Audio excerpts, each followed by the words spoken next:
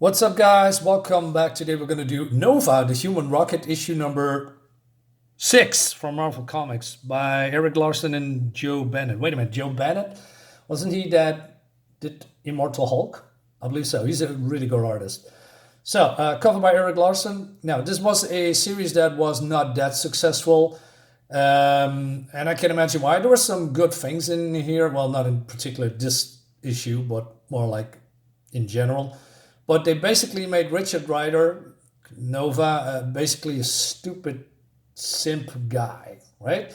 I mean, he was always a little bit brash and cocky, but overall, he was a pretty normal guy. But in this series, they made him very naive and stupid and basically more like I don't know, a good-looking guy, but then with the brain of an IQ, a very low IQ. Let's leave it at that. Anyway, so I'm going to introduce you to, for those that not know, this is the Sphinx. Sphinx is a longtime enemy of not only Nova, but also from New Warriors. He's a pretty big, scary dude, pretty strong. You can say he's alpha level. He tackled Galactus, and he lost. Galactus, basically, how do you say? Can you say curse? Well, he's going to relive his life over and over and over again, because that's how Galactus intended it to be. He fought him, and this is the cast stone. Galactus destroyed the cast stone, so he sent him back in time. So he has to relive his life over and over again because he comes from Egypt. He was a sorcerer working for Ramses II. And then he was challenged by, oh my God, Moses. He went challenged by Moses. Moses defeated, well, some power display with snakes and all that stuff, wizardry. And then he was banished from the kingdom. And so he went to the desert. I believe it was 5,000 years ago in Egypt. And then in some kind of a temple, he found the cast stone, thus transforming him into the Sphinx, which is really cool. And so he's now back alive again. He's strong and indestructible. He wants to find Richard Rider. Is it Richard Rider? I totally forgot. Yeah, I believe it's Richard Rider. Rich Rider? Doesn't matter. Anyway, so Richard here comes from the theater, and he has some nerdy friends, and he talk about the movie, etc. And then also they talk about that he made some kind of a new costume for himself because he really wants to get in. He thinks he deserves to be in bigger leagues like the Avengers and all that stuff, and not like what did I say? Oh my God, I forgot that the team where he was from. Not Young Justice. What am I saying? Oh my God, I just said it a moment ago. Anyway, I just skipped. Anyway, so New Warriors, Jesus Christ, Marinus. So he created this very ugly costume. So people would think that he has maybe a sidekick, and the other says, well, yeah, if you screw it up, you can blame it on the other guy. So I'm not sure why he's calling him says Kid Nova now. There's a whole story behind it. It's stupid. It's an ugly costume. Anyway. So look at this. He looks like a doofus. So and then he sleeps on the couch, and also there's some reference to Namorita, which he dated, and he screwed up, and Namorita is now angry at him. I'm not going into that. So he says, "Hey, why are you sleeping on the couch here?" And I say, "Well," he says, "last night he stopped a robbery and talked to the police about Ginger." So he's also has a friend or dating a girl called Ginger. She has an abusive husband. There's a whole storyline. Again, not going into that. We know a little bit of a context here. And of course, stuff with the New Warriors, right? But then he also is in the baseball league, and his friends are pressuring him. Hey, why don't you use your abilities to, how do you say, win, right? Because we can use that kind of exposure. And then, but then Richard says, Nah, it feels iffy. I don't want to do that. It's a little bit immoral. But then he says, Jennifer Smith will be there. Oh, I've got to pack my bags. Duh. Yeah, so basically there's a hot chick, the top of the line with high school and cheerleaders and all that stuff, and she's dating jocks. She's a horrible person, but he's some kind of a doofus, and he thinks, oh, I need to have that hot chick. I mean, come on, man. What are you, 16? Anyway, ads. So yeah, he uses his powers. He's a big star now, and there's a girl who likes him very much. So his friend says, hey, sweetheart, if you want to meet my pal Rich Ryder, let Bernie Dillon show you the way. Just keep in mind if it doesn't work out between you two. So they introduce to each other. He says, hey, well, I'm a big fan, and I was wondering if you were not busy, maybe we could go out. And Richard. Oh yeah, so this is the blonde bimbo, and I'm not sure if she's a bimbo, but she's a blonde, good-looking girl, and she says, hey, you made it to the major leagues, right? And we really ought to get to know each other. But I thought you had a boyfriend. Aren't you dating Randy Reed? Not anymore. A girl has to have standards. Randy just didn't measure up. So she doesn't like that. And so this idiot says, I don't believe it. She's actually asking me out. It doesn't get any better than this. So yeah, like I said,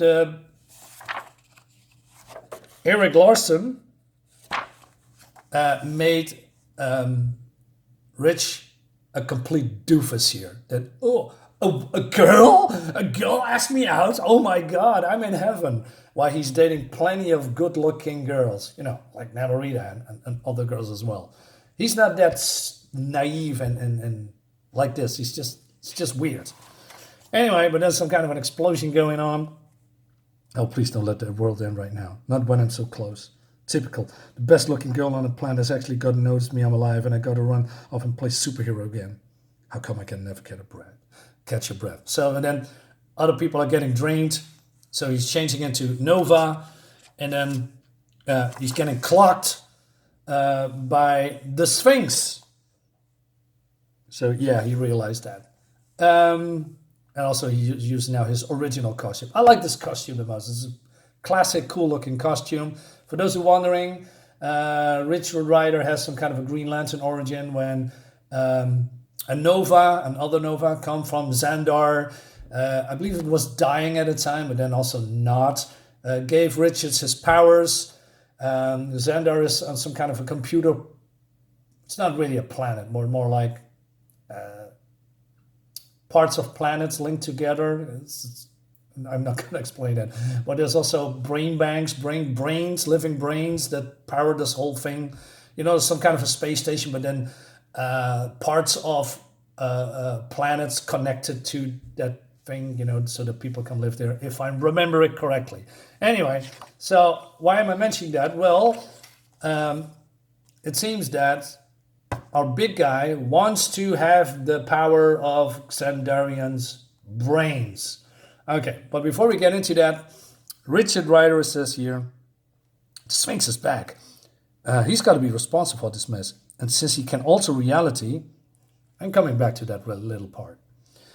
That means there's a chance I can undo all this carnage, save the life of my friends, of everybody.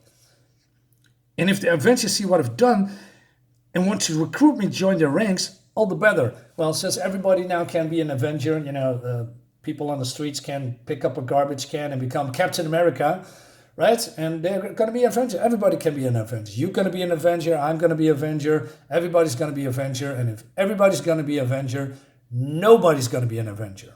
Stop doing shit like that, Marvel Comics. Anyway,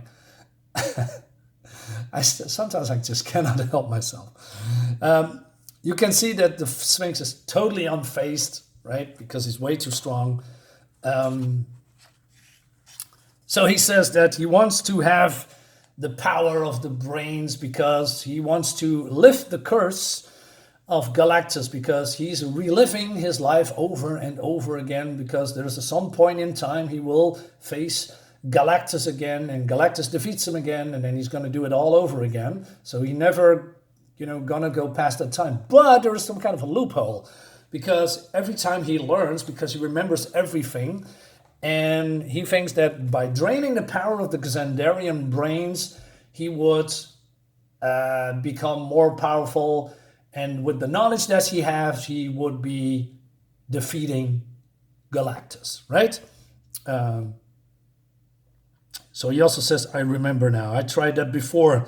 The results were the same. So yeah, with him here, he is doing this over and over and over again. But speaking of time and reality warping, there is no indication that is actually happening here. I'm going to continue on that part a little bit later. Although it's very subtle here. Maybe I'm mistaken, but I don't think so. Anyway. So Richard just, escapes his grasp and he says, hey, guys, you need to get out of here. But, Sphinx is still draining people's lives, making himself stronger, etc. Stoneboy has sucked the life out of every living thing. My only chance is to try to absorb some of that energy and return the favor. Sphinx is way too strong, still absorbing, and he becomes bigger. So and then Richard says, hey, what do you want? Right? The being known as Galactus has doomed me over and over again to live my life. Something like that. It's an eternity of anguish I must endure. But each life I relived, I gain knowledge. Each time I grow stronger. And once I possess the knowledge from the Xander supercomputer, I will suck the energy from the planet. And then Xander itself use that power to destroy Galactus and free myself from this endless torment. Actually, not a bad plan because, as you know, hopefully, Galactus needs life energy from planets to survive and become more powerful. So if he's going to do that first, he might, have a chance against Galactus and break the curse. So it's not really a bad plan. But I guess he's now weakened here. He's not even in his costume. And so then he grows and becomes stronger and stronger and stronger, right? As you can see here. And he talked about the cast stone, that, that's his power. Although it seems that somehow it was mentioned that maybe the Sphinx was a mutant, which is also contradicting a lot of other stories where he was in. So it's a little bit mumbo jumbo. Since he was only relying on the cast stone. Now, what is the cast stone? The cast stone is that thing on his head.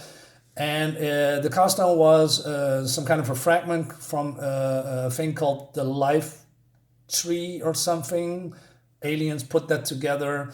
And then when it's scattered somehow, other heroes on Earth also and villains get the cast stone, including, just a little bit side context here. Remember when J. Jonah Jameson, from the Daily Bugle, before he went mayor in, I believe, Current Comics, he had a son, and the son was an astronaut, go to the moon, and he found a stone, turned him into Man-Wolf. Then we have also an old villain called the Basilisk. He has the Alpha Stone and the Omega Stone. We also have Moonstone. You remember Moonstone, right? She's now in the Thunderbolts, being a good guy, bad guy. But it was her earlier incarnation. She has now the power of the Moonstone, become powerful and other powers. It's all coming from the same tree, and there's also other heroes and villains has certain kind of gems that gives them longevity, immortality, powers, and all that stuff. Pretty cool. It's all a little bit connected here and there. Even Darkhawk has Darkhawk, whatever. So yeah, then Richard uses his power to. He's a human rocket, right? So he's gonna use his momentum to throw Sphinx into the bay.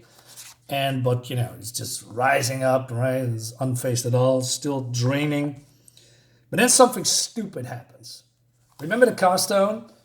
So he grabs the cast stone, goes into space, throws it to the sun, and he says, no!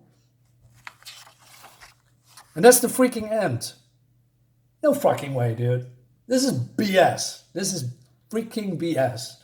No way the Sphinx would be destroyed, defeated so easily. If everybody could do that, then, the Sphinx would be no threat at all. He fought a lot of people. He fought, I believe, New Warriors, maybe the Avengers, I believe, or Fantastic Four.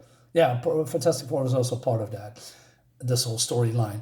A lot of other people, he's strong. He's mega strong. So no way, he could just grab this stone and throw it into the sun. I believe the stone must have some kind of a mechanism, defense mechanism to prevent stuff like this. This is stupid writing. Not only that, so everybody's getting restored. Nobody's traumatized, I guess. Even the buildings are restored, which is weird because I can see that if you are draining life force, that flows back, but it doesn't work with destroyed debris and buildings and concrete and all that stuff. But somehow it did. Then it all goes black, and he says, "Oh well, maybe the Avengers will have me." Well, that's not what he's saying, but that's what he's thinking. And then, everybody's normal before the attack. Time has corrected itself. Everything has to go back to how it was. Also, Eddie Brock, Venom. I'm not going into that. Which is completely not true, I think, because the Sphinx can alter reality and time. But there is absolutely no indication here that was the case, that he used that power to create, I don't know, a time pocket or, warp reality. He just came in, destroyed buildings, sucking people's lives out of their bodies. There is no evidence that he used that power at all. So that means if he not used that power at all, the buildings would still be broken, with the life force. Okay, I give that a pass. But then, oh no, we're going to reset everything before he attacked. So doesn't that mean he's going to attack again because he's living his life till this point again, right? Wouldn't that mean, come on, help me out. Wouldn't that mean this is going to happen all over again, right? Because he resets time. Isn't that, and not only that, I mean, if somebody's using and altering and warping reality and time, there should be a reason for that. I don't know, maybe you defer the timeline. Maybe you want to bring back somebody to life because that person died in the future or in the past or something. Millions of reasons that you want to warp time and alter reality, right? There's no indication at all that this is happening, that he used that power. The only power that he's using is growing stronger and stronger and sucking people's lives, his, bioforce from their bodies. That's the only thing he's doing, and punching and kicking Nova's ass before, the castle was thrown into the sun. So this is not really well thought out, but, yeah, comics. I don't know, man. Maybe it's just harmless fun, but, some things has to be thought out a little bit well. Not, we have a plot point here. We have a plot armor. So, yeah, everything goes back to normal. Let's go into the next one where, now Venom is now the enemy because somehow Nova just was responsible for his sister going into a coma. I'm not entirely sure. I think it's BS. Anyway, let me know what you think about this comic. I'll see you next time. Subscribe to my channel. Would be nice. Thank you so much. Bye.